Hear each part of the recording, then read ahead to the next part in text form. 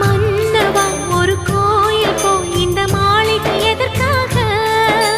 தேவியே என் ஜீவனே இந்த ஆலயம் உனக்காக. வானில் ஒரு புயல் மழை வந்தால் அழகே என்னை எங்கனம் காப்பாய். கண்ணே உன்னை என் கண்ணில் வைத்து இமைகள் எனும் கதவுகள் அடைப்பேன். சத்தியமாகுமா? நான் சத்தியம் செய்யவா? தொடு தொடுவெனவே வானவில் என்னை தூரத்தில் அழைக்கின்ற நேரம். Uva,